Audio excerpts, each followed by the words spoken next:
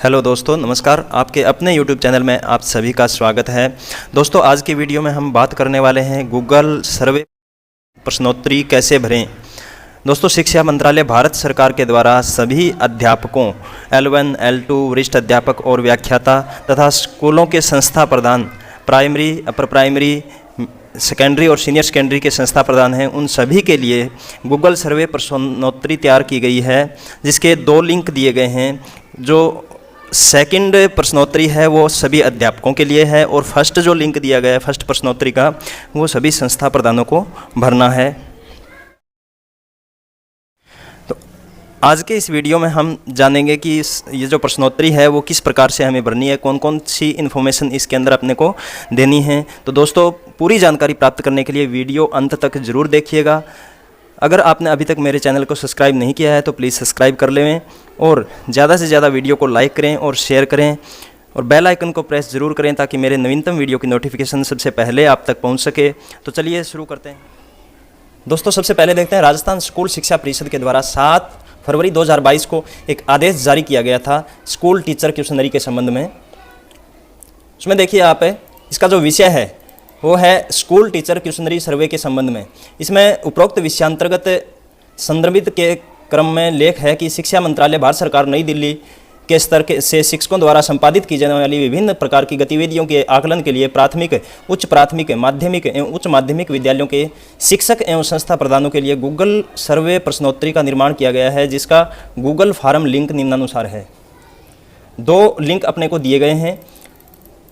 Form first का जो link है वो सभी संस्था प्रधानों के लिए है और फॉर्म सेकंड का जो लिंक है वो सभी teachers L1, L2, senior teacher या लेक्चरर के लिए दिया गया है। दोस्तों, ये दोनों लिंक आपको नीचे वीडियो के डिस्क्रिप्शन बॉक्स में मिल जाएंगे, वहाँ से आप डायरेक्ट क्लिक करके भी इस सर्वे को ओपन कर सकते हैं और अपना फॉर्म है वो सबमिट कर सकते हैं। उसके बाद है फॉर्म 1 की पूर्ति विद्यालय प्रधानाचार्य द्वारा तथा फॉर्म सेकंड की पूर्ति समस्त श्रेणी के शिक्षकों, अध्यापक, वरिष्ठ अध्यापक, व्याख्याता द्वारा दिनांक 15 फरवरी 2022 तक अनिवार्य रूप से की जानी है। अतः जिले के समस्त विद्यालयों को उक्तानुसार निर्देशित कराते हुए निर्धारित दिनांक से पूर्व ही ऑनलाइन गूगल फॉर्म के माध्यम से प्रविष्टियां पूर्ण करावें। इसका मतलब 15 फरवरी से पहले अपने को ये फॉर्म हैं वो सबमिट करने हैं। और शिक्षा मंत्रालय भारत सरकार के द्वारा जो आदेश दिया गया है वो भी इसके साथ संलग्न है। अब देखिए नीचे अपने फॉर्म फर्स्ट और सेकंड है वो किस प्रकार से फिल करने हैं, कौन कौन सी सूचनाएं उनमें मांगी गई हैं। सबसे पहले अपने देखते हैं फॉर्म सेकंड, जो सभी टीचर्स के लिए भरना अनिवार्य है।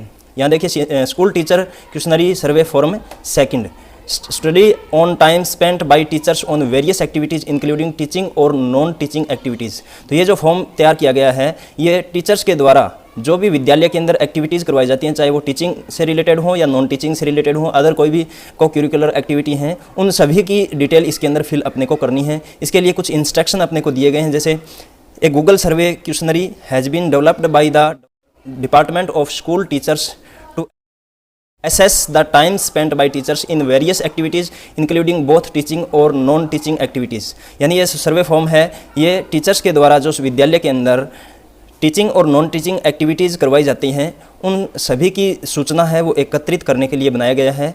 This survey is being conducted to collect data at the central level to assess the time spent by teachers on non-teaching activities and its adverse impact on school education. यानी central level पर जो data है वो collect करने के लिए ये form बनाया गया है।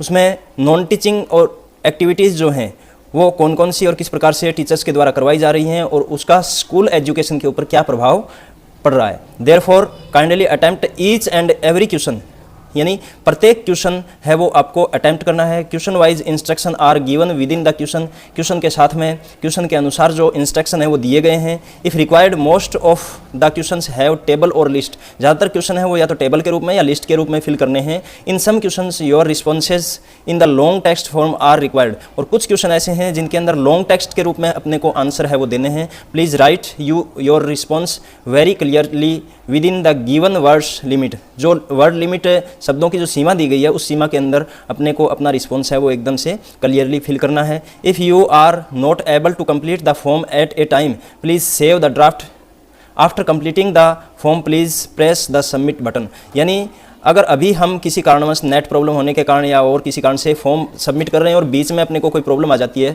तो हम उसको अपने ड्राफ्ट के अंदर सेव कर सकते हैं, और जब फॉर्म अपना कंप्लीट हो जाए तो उसके बाद अपने को उस फॉर्म को सबमिट करना है। उसके बाद नीचे देखिए इसमें कौन कौन सी जानकारी अपने से मांगी गई है। सबसे पहले आता है नेम ऑफ टीचर। ये अपनी नॉर्मल जो जानकारी है, सामान्य जानकारी टीचर से रिलेटेड वो मांगी गई है। इसमें नेम आ जाएगा, उसके बाद जेंडर, फिर मोबाइल नंबर, उसके बाद मेल आईडी, फिर नेम ऑफ द स्कूल, जहाँ पर हम पोस्टेड हैं उस स्कूल का नेम आएगा, फिर full postal address of the school, school का एड्रेस यहाँ पर भरना है, फिर स्कूल का यूडाइस कोड भरना है, उसके बाद विलेज या वार्ड भरना है, और फिर अपने को नीचे ब्लॉक, जो भी अपना ब्लॉक है वो यहाँ पर फिल करेंगे, डिस्ट्रिक्ट आ जाएगा और पिन कोड आ जाएंगे, स्टेट या जो केंद्र शासित प्रदेश है वो इसके अंदर फिल करेंगे 12 नंबर में। 13 नंबर के अंदर टाइप ऑफ टीचर, रेगुलर है या कॉन्ट्रैक्चुअल है, उनमें से जो भी है वो अपनी कैटेगरी अपने को सबमिट करनी है। फिर एजुकेशन क्वालिफिकेशन अपने को अपनी सबमिट करनी है। उसके बाद देखिए 2 नंबर पेज के ऊपर अपने ये अपने क्वालिफिकेशंस दी हुई है। उसके बाद सोशल से ग्रुप, जो भी ग्रुप अपना है, SC ST OBC जनरल जो भी है वो अपना फिल करेंगे। उसके बाद में total teaching experience in years, अपने को जो टोटल टीचिंग एक्सपीरियंस है वो वर्षों में भरना है। Total working years in current school, अभी आप जिस स्कूल में पोस्टेड हैं उसके अंदर आपको कितने साल हो गए, कितने सालों से आप वहाँ पर पदस्थापित हैं वो यहाँ पर आएगा। इसके बाद number of working days during the current academic year, इस वर्ष में कितने वर्किंग डेज अपने स्कूल में हैं वो यहाँ पर भरेंगे। फिर lowest class in the school, सबसे छोटी जो कक्षा है स्कूल की वो, उसके बाद highest class in the school, जो सबसे बड़ी कक्षा है वो यहाँ पर फिल करेंगे। उसके बाद टाइप ऑफ स्कूल, स्कूल का टाइप बॉयज़ है, गर्ल है या को एजुकेशन है वो अपने को सिलेक्ट करना है। उसके बाद शिफ्ट इन स्कूल, कितनी शिफ्टों में अपना जो विद्यालय है वो संचालित होता है, यस और नो। यहाँ पर अगर 2 शिफ्टों में होता है तो आगे डिटेल भर देंगे हम। मैनेजमेंट ऑफ स्कूल, स्कूल का मैनेजमेंट है वो कौन सा है, डिपार्टमेंट ऑफ एजुकेशन या ट्राइबल वेलफेयर डिपार्टमेंट, जिस भी मैनेजमेंट के अंतर्गत अपना स्कूल संचालित होता है वो यहाँ से अपने सेलेक्ट करेंगे और भर देंगे। लोकल बॉडी है या गवर्नमेंट एडेड है या सोशल वेलफेयर डिपार्टमेंट है, इन 5 में से जो भी अपना डिपार्टमेंट होगा वो अपने भर देंगे।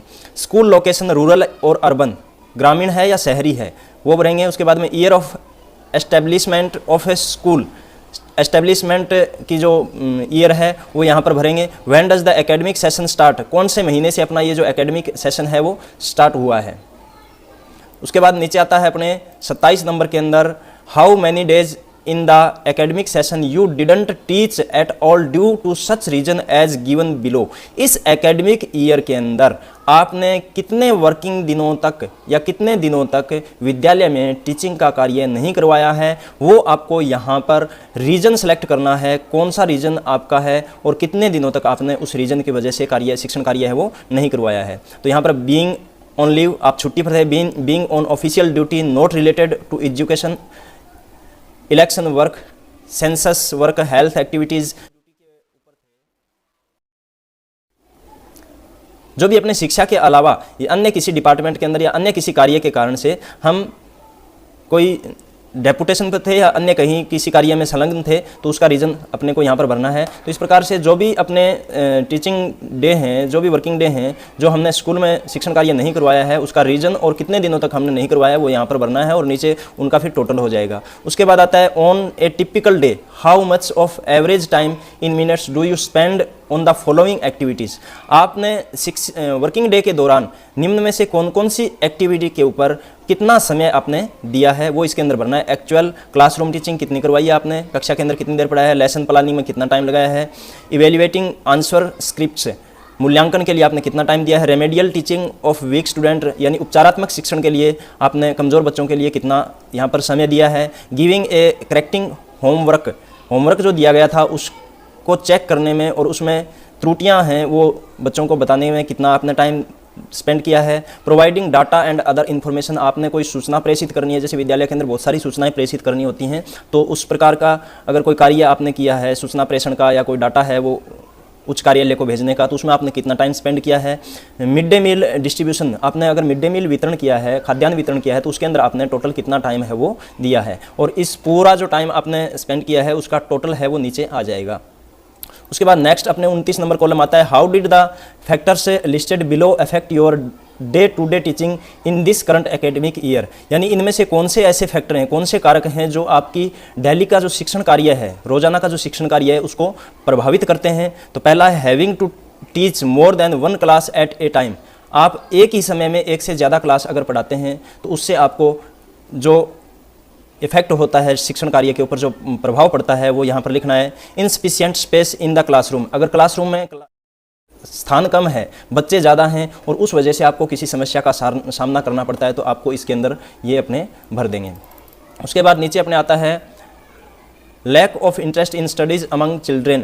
तो इस प्रकार से ये जो टोटल अपने को कुछ पॉइंट्स दिए हुए हैं, इनमें से जो भी आपके परेशानी आ रही है वो इसके अंदर फिल करनी है। The concept of Pir tutoring बड़ी ग्रुप से बिन इंट्रोड्यूस्ड इन योर क्लासरूम। इसका मतलब है कि अपने जो शिक्षार्थी हैं, जो बच्चे हैं, वो आपस में सहयोग से, अपने ग्रुप से बना करके एक दूसरे के सहयोग से सीखते हैं। इस प्रकार का कॉन्सेप्ट अगर हम यूज़ करते हैं कक्षा के अंदर तो वो अपने को देना है। अगर यूज़ करते हैं तो यस, अन्यथा नो। अगर यूज़ करते हैं तो प्लीज़ स्पेसिफाई किस प्रकार से आपने उसका उपयोग किया और उसका क्या इफेक्ट हुआ, यस और नो, ये इसके अंदर पूरा आपने को फिल करना है।